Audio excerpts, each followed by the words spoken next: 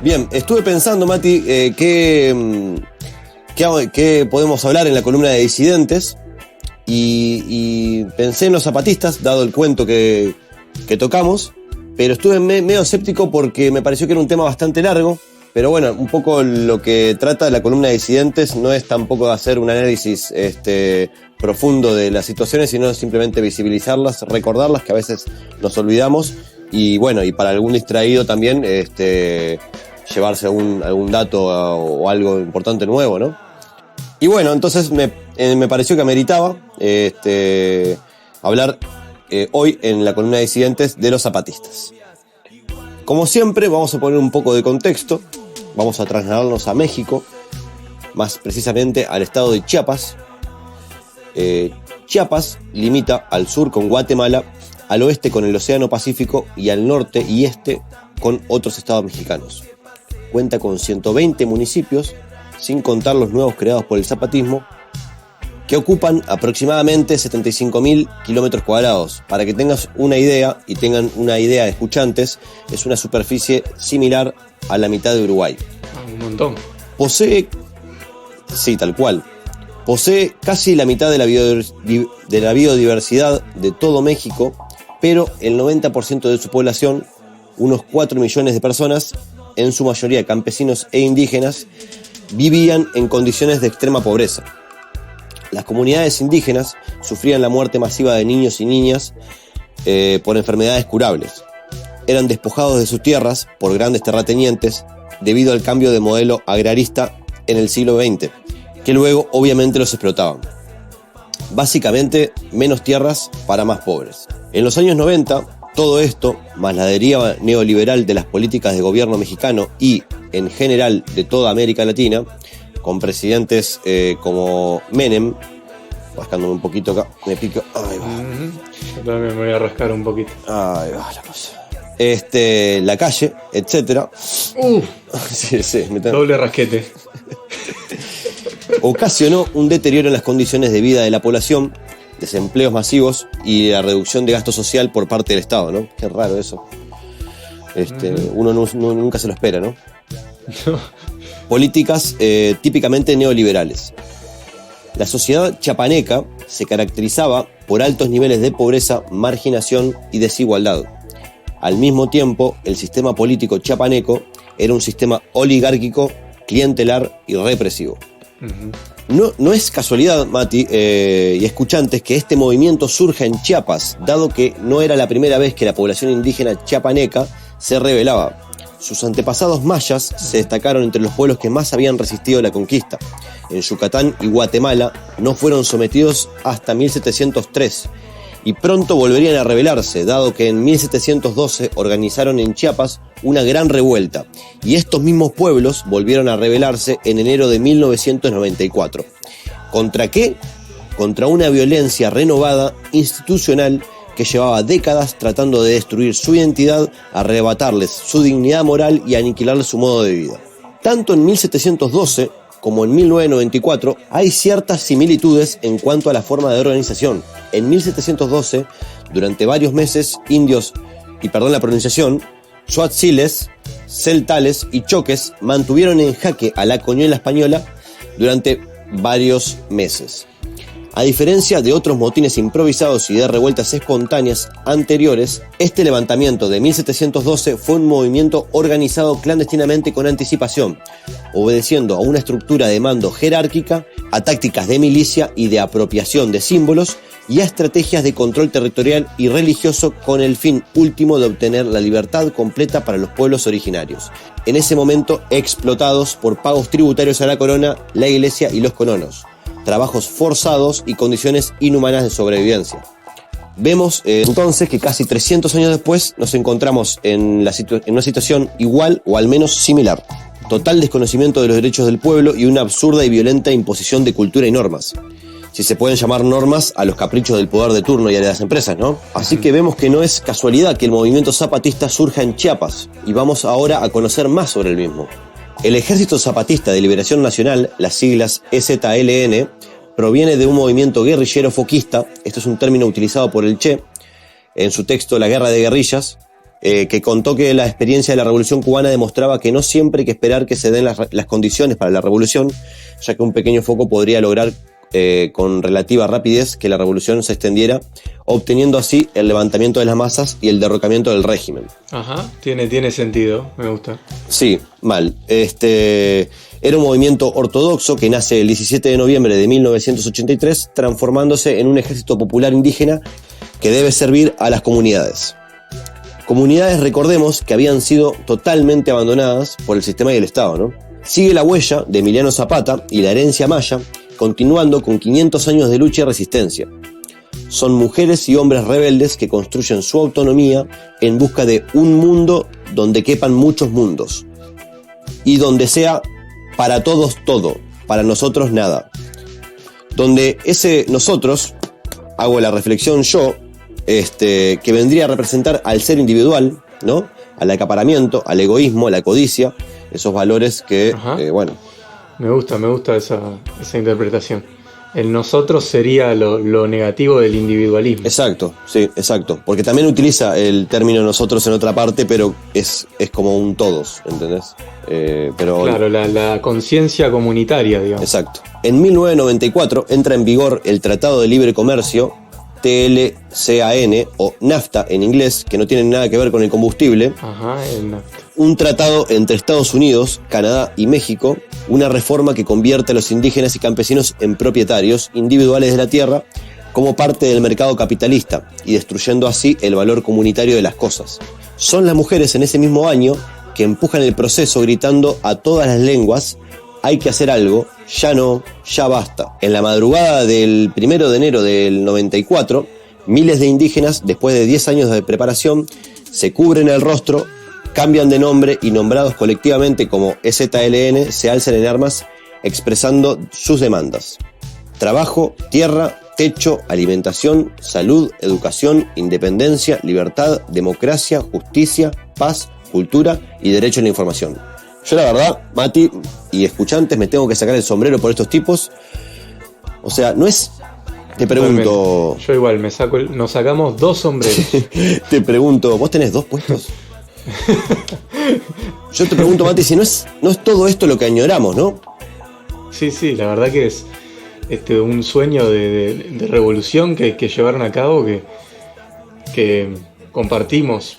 Por lo menos algunos. Yo puedo hablar por mí. Sí, por supuesto. Yo, pensando, ¿no? Ahora, el otro día me compré un calientacama. Un calientacama. Después de leer esto, un calientacama. La reputa madre que me parió, loco. Yo voy a hacer un paréntesis y esto es como un autoayuda. Considero que es un buen ejercicio para todos preguntarnos siempre qué hacemos, dónde estamos, quiénes somos como seres individuales en la sociedad y qué aportamos al colectivo y al mundo, ¿no? Yo con mi calientacamas no aporto un carajo al mundo y la verdad que me siento una verga, pero bueno. Y autoflagelarse cuando uno se da cuenta que es un imbécil. Sí, por lo menos algún tipo de castigo tiene que tener, no sé, lo que sea, ¿viste? Qué sé yo. Bien, continuemos. Los insurgentes zapatistas ocupan algunas cabeceras municipales de Chiapas y tras 12 días de combate con las fuerzas represivas del Estado mexicano, respetan un alto el fuego que demanda la sociedad civil y regresan a las selvas y montañas recuperando y repartiéndose las tierras. Ahí comienza la organización de la lucha no violenta en un proceso de construcción de autonomía en las comunidades zapatistas. Definen el problema del poder como una construcción desde abajo hacia arriba. Se firman acuerdos que no son respetados con el gobierno. Qué raro eso, ¿no?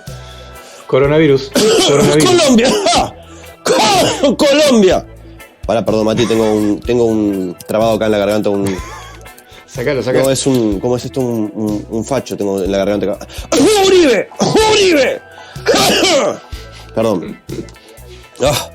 Bueno, raro eso que ha pasado, pero bueno.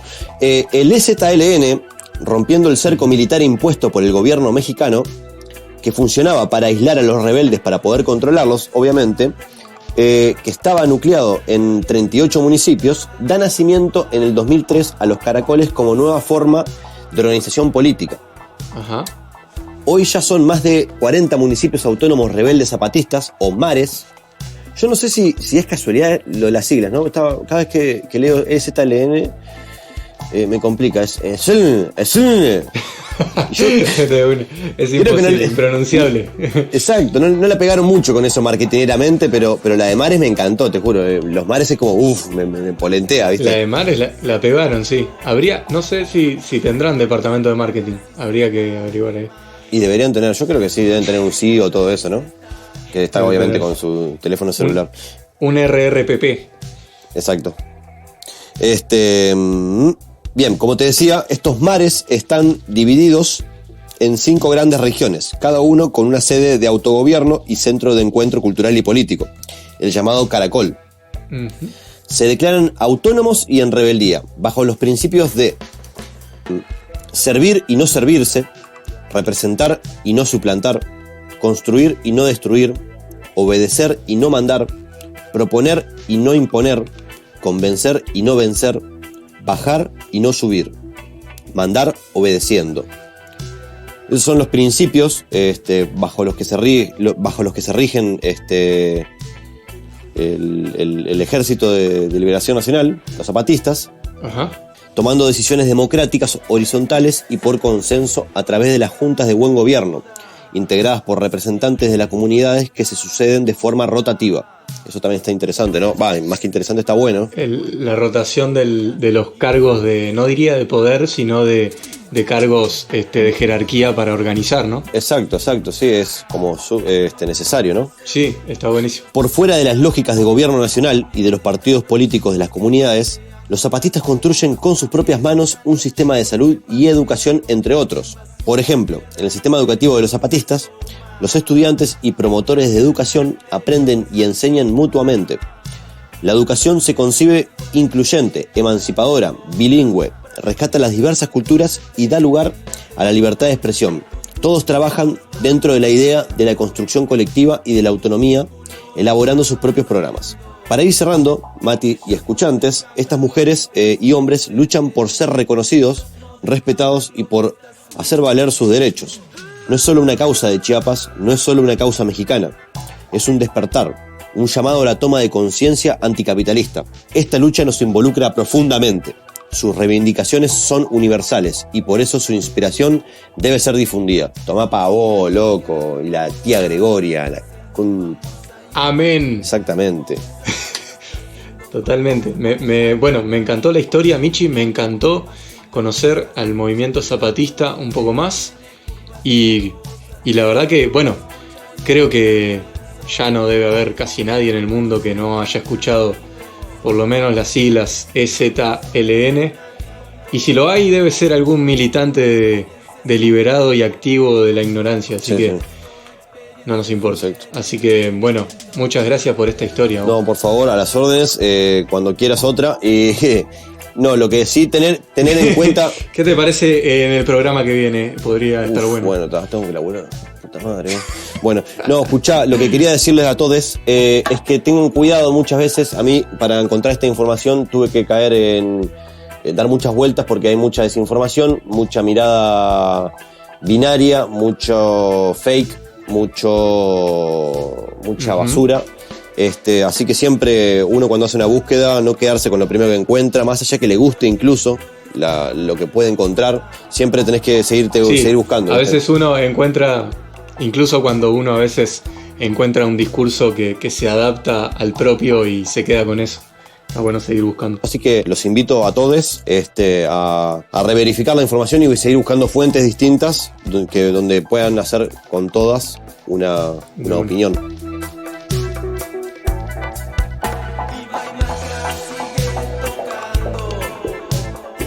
Y bueno, se fue la tercera. Queremos agradecerle a las bandas que participaron, a los HUM, a los pibes de Baimaca, a la gente de Desastrónomos y a las pibas de SAC. Se armó Cocoa, que los dejamos con un tema de ellas.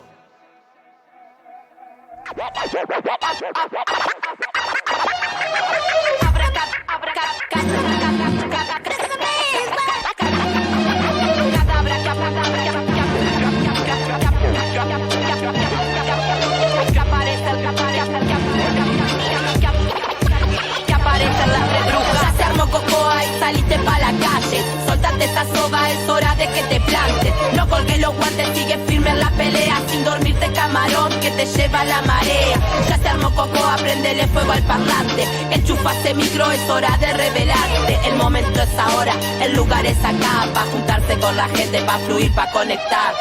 Hacer hip hop es lo que nos reta, sin currículum, carpeta, caminamos por los pasos de nuestra revuelta. Profesionalismo no nos interesa, sin un sismo de energía pa' mezclar los versos. Lo canto, lo repito, lo rapeo, lo converso. En esas noches que la compa golpea tu puerta para hacer una cantata, toc toc, o ayudar en la huerta. Bajo el efecto de ese rico vino o ese té de menta, y no nos caben para nada las agujas muertas. Santa poesía lucía toda su magia. Yo sabía que vendría a salvarme de nostalgia. Poco a poco abarcaría realidades definidas, como crudas pero únicas y llenas de energía. Por este motivo es que acá nos conectamos y amoldamos con el rap, realidad que transitamos. Abrazamos a todo aquel que comparta desde el alma, porque escribir y rapear es lo que más nos da la gana. El creer, el crecer, más querer y poder es lo que hoy nos une, y no dejarse vencer, no caer, ni que te alcance la rutina. Son muchas las barreras y rodean monotonías en la vía, y aún así nos encontramos. Ya no existen fronteras, nuestras voces enlazamos y tomamos más que tragos, decisiones, siguiendo el camino de ideales, convicciones, las acciones, reacciones que acompasen tus palabras. Si quieres cambios reales, no solo tu boca abras. Pon las manos a la obra, que no exista zozobra. El mal que hagas hoy, el futuro te lo cobra. Abracadabra, que aparecen las tres brujas a pinchar las burbujas que en todos los rincones cruja, y que se escuchan nuestras gargantas.